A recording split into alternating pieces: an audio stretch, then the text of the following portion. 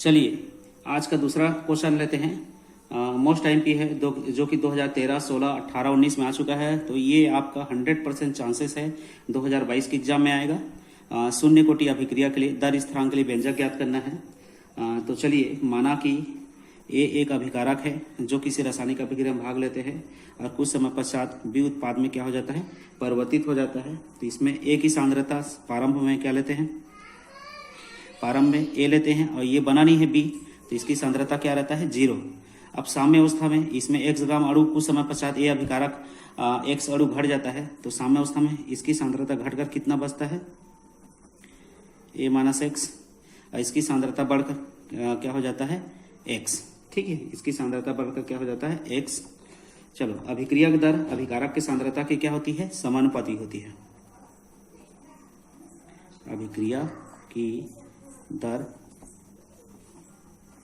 अभिकारक के सांद्रता के समानुपाती होता है। तो दर यहाँ पर क्या दर्शाते हैं, dx/dt। अभिकारक क्या है, a-x समानुपाती। चूंकि शून्य कोटि के लिए है तो इसमें घात कितना लेंगे, 0।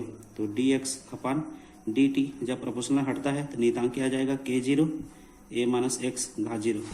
और यहाँ पर कोई भी घातांक a-x घात 0 है तो इसका मान कितना होता है, 1। तो dx/dt बड़ा क्या बचा, k0 dt गुणक में, तो यहाँ पर क्या बचा, dx बराबर k0 dt। समाकलन करने पर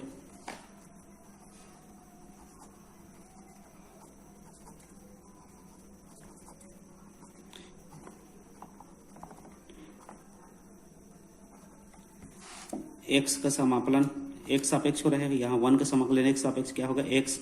k0 है तो क्या हो जाएगा, k0 t के सापेक्ष समाकलन करेंगे तो क्या होगा, t। और समाकलन स्थिरांक c, जहाँ c समाकलन स्थिरांक है ना, आप लोग लिखोगे जहाँ c क्या है, समाकलन स्थिरांक है। अब मैं आगे क्या करता हूं, इसमें यदि t बराबर 0 समय पर x की सांद्रता 0 लेते हैं तो समीकरण 1 से ले लेते हैं। समीकरण कहाँ, 1 से। तो समीकरण 1 क्या निकला था, देखिए आपको यहाँ पर x बराबर k0 t प्लस c निकला है। तो यहाँ पर रख देते हैं x बराबर k0 t मान कितना, 0, और समाकलन स्थिरांक क्या है, 0।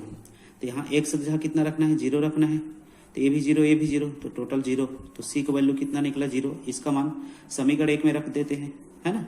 तो सॉरी यहाँ देखिए नहीं दिख रहा था आपको। तो यहाँ पर x की जगह 0 रखे हैं और k0 0, t की जगह 0 रखे हैं, c है तो c। तो ये 0, ये 0, तो क्या है, c बराबर कितना है, 0। अब इसका मान समीकरण 1 रखते हैं, अतः समीकरण 1 कितना, देखो x बराबर k0 t प्लस क्या है, c। तो x बराबर k0 t, c की जगह 0 हो जाएगा। तो x बराबर क्या होगा, k0 t, नीचे में आएगा तो x अपान क्या होगा, k0 t है तो क्या होगा, t। अब यहाँ पर कभी पूछ दे, ये तो शून्य कोटि अभिक्रिया के लिए वेग स्थिरांक के लिए व्यंजक है ना। शून्य कोटि अभिक्रिया के लिए वेग स्थिरांक के लिए क्या है, व्यंजक है। ये आपका मोस्ट आईएमपी है जो कि क्वेश्चन में पूछ सकता है आपको। अगर शून्य कोटि अभिक्रिया के विशेषता पूछ दे, है ना, शून्य कोटि अभिक्रिया का विशेषता पूछ दे तो ये भी आ सकता है। तो इसको भी आप लोग क्या करोगे, एग्जाम की दृष्टि से आप लोग तैयारी कर लेंगे। चलिए नेक्स्ट क्वेश्चन देखते हैं। रासायनिक अभिक्रिया दर को प्रभावित करने वाले कारक, कौन कौन से कारक है जो रासायनिक अभिक्रिया दर को प्रभावित करता है। तो यहाँ पर मैं ये आपका क्वेश्चन 2009-15 में आ चुका है। काफी लंबे अंतराल से क्वेश्चन नहीं आए हैं, तो ये क्वेश्चन एक आईएमपी क्वेश्चन बनता है। तो आप लोग इसको क्या करोगे, तैयारी कर लेंगे, जो कि इस बार बोर्ड के एग्जाम में आने का चांस बनता है। तो अभिक्रिया दर को प्रभावित करने वाले कारक कौन कौन है, एक सांद्रता का प्रभाव है। सांद्रता का प्रभाव आपको 2 नंबर 3 नंबर के क्वेश्चन में आ सकता है।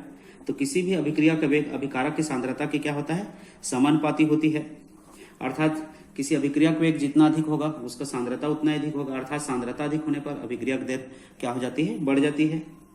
अभिक्रिया का ताप, अभिक्रिया के ताप बढ़ाने से अभिक्रिया का वेग क्या हो जाता है, बढ़ जाती है। और अभिक्रिया के ताप में 10 सेंटीग्रेड वृद्धि करने पर वेग 2 या 3 गुना क्या हो जाता है, बढ़ जाता है। तीसरा है उत्प्रेरक की उपस्थिति। उत्प्रेरक की उपस्थिति, तो उत्प्रेरक की उपस्थिति मात्रा से अभिक्रिया की दर बढ़ जाती है।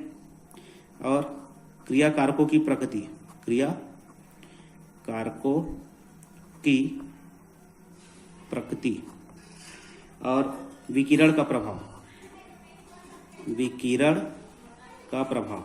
कुछ अभिक्रिया जो है सूर्य के प्रकाश में जल्दी संपन्न होती है, कुछ अभिक्रिया अंधेरे में क्या होता है, काफी लंबे समय अंतराल संपन्न होती है। तो विकिरण की उपस्थिति मात्रा से अभिक्रिया का दर क्या हो जाता है, बढ़ जाता है। और एक होता है दाब। अभी गैसीय अभिक्रिया में दाब में वृद्धि से गैसों का आयतन क्या हो जाता है, कम हो जाता है।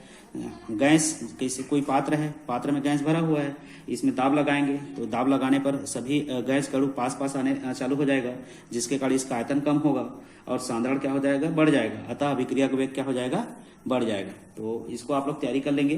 रासायनिक अभिक्रिया की दर को प्रभावित करने वाले कारक।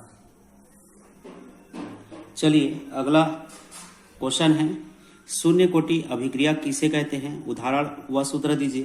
तो ये 2019 में आया था, तो 2022 में आने का चांसेस बनता है। तो सबसे पहले परिभाषा लिखोगे इसका, है ना। तो परिभाषा मैं बोल के बता रहा हूँ यहाँ पर, आप लोग उसको अच्छा से लिखोगे। वे अभिक्रिया जिनकी दर अभिकारक के सांद्रता पर निर्भर नहीं करती, शून्य कोटि का अभिक्रिया कहलाता है ना। क्या बोला हूँ, वे अभिक्रिया जो अभिकारकों की सांद्रता पर निर्भर नहीं करता, उसे शून्य कोटि का अभिक्रिया कहते हैं। जैसे एक उदाहरण लेता हूं मैं, अमोनिया NH3 के 2 अणु लेते हैं। ये प्लेटिनम की उपस्थिति में क्या होता है, अपघटित होकर नाइट्रोजन और हाइड्रोजन बनाता है, हाइड्रोजन के 3 अणु, ठीक है। इस तरह विघटित हो जाता है। तो अभिक्रिया की दर क्या होगा, अभिकारक की सांद्रता समानुपाती होती है। तो अभिकारक समानुपाती, ये क्या है, 2 NH3, ठीक है। अभिकारक की सांद्रता के क्या है, समानुपाती है। तो ये आपका एक उदाहरण ले लेते हैं, ठीक है। यहाँ पर दर जो है अभिकारक की सांद्रता क्या है, समानुपाती होती है। इसी में आपको कोटि लिखने के लिए बोले तो ये आपका अभिक्रिया कोटि कितना आ जाएगा, 2, ठीक है। याद रखेंगे, अगर कई बार क्वेश्चन पूछ सकता है ऐसा, दर क्या है और कोटि क्या है, तो दर आपका निकल गया और कोटि निकालेंगे तो कोटि यहाँ पर 2 है, तो ये कोटि में आ जाएगा, ठीक है।